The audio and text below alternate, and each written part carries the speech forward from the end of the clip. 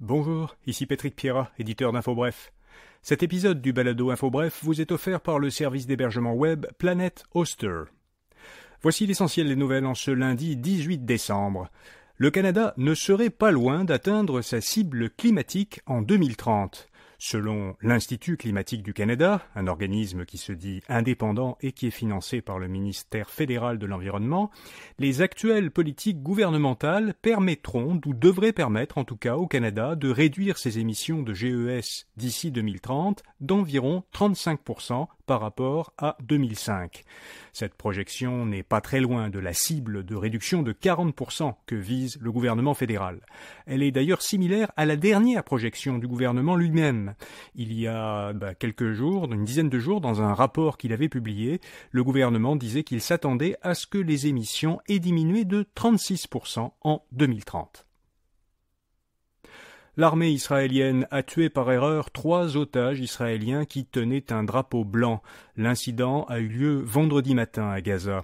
Un porte-parole de l'armée israélienne a déclaré que les 3 victimes avaient appelé au secours en hébreu, mais un soldat israélien se serait senti menacé et les aurait abattus. Israël enquête sur l'incident et reconnaît qu'il est allé à l'encontre de ses règles d'engagement militaire.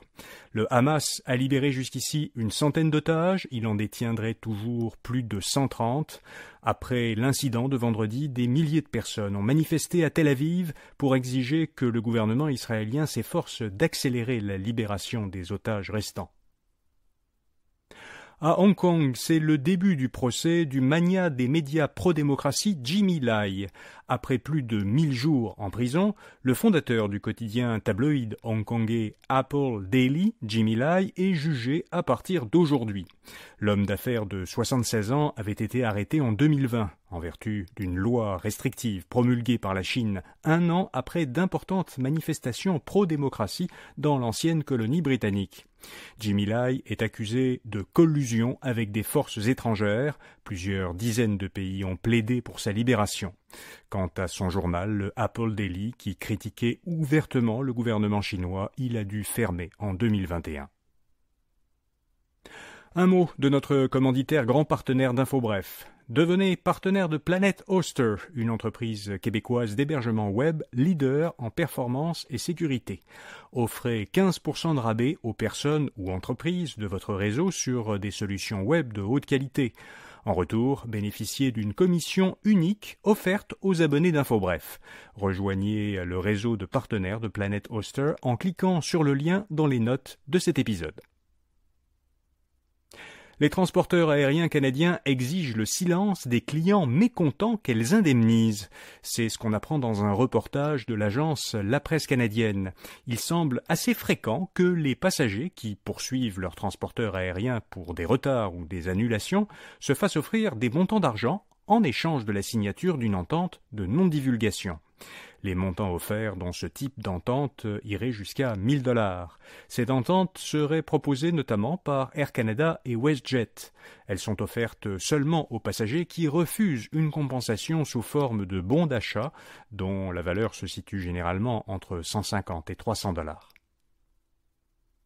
Le patron licencié de Gildan ne veut pas partir. Après s'être fait montrer la porte il y a quelques jours, Glenn Chamandy a dit au Globe and Mail qu'il n'avait pas eu l'intention de quitter son poste de PDG de Gildan et qu'il est en désaccord avec la décision du conseil d'administration de la société montréalaise. Il est appuyé par d'importants actionnaires de Gildan qui font pression auprès de l'entreprise pour qu'elle le réintègre en tant que PDG. Une situation qui rappelle un peu la crise qu'a connue il y a quelques semaines la société californienne OpenAI. Parmi les actionnaires de Gildan qui veulent que Glenn Chamandy soit réinstallé comme PDG, il y a le plus important d'entre eux, qui est la firme montréalaise d'investissement Jarislowsky Fraser. Et puis, comme chaque lundi, InfoBref vous fait découvrir une jeune entreprise québécoise innovante. Ce sera aujourd'hui la dernière de cette année. Cette semaine, Ditch Labs, une entreprise de Montréal qui s'attaque au manque d'efficacité des produits conçus pour aider les fumeurs à réduire leur dépendance à la nicotine. La solution qu'apporte Ditch est un vaporisateur buccal, le Ditch Pen, connecté à une application mobile conçue pour réduire progressivement la dépendance à la nicotine. Le vaporisateur fournit aux fumeurs des doses quotidiennes de nicotine. Ces doses diminuent au fil du temps en s'ajustant automatiquement selon la progression du fumeur. Pour en savoir plus sur Ditch Labs, allez lire son portrait à infobref.com. Voilà, vous savez l'essentiel. Bonne journée et à demain matin.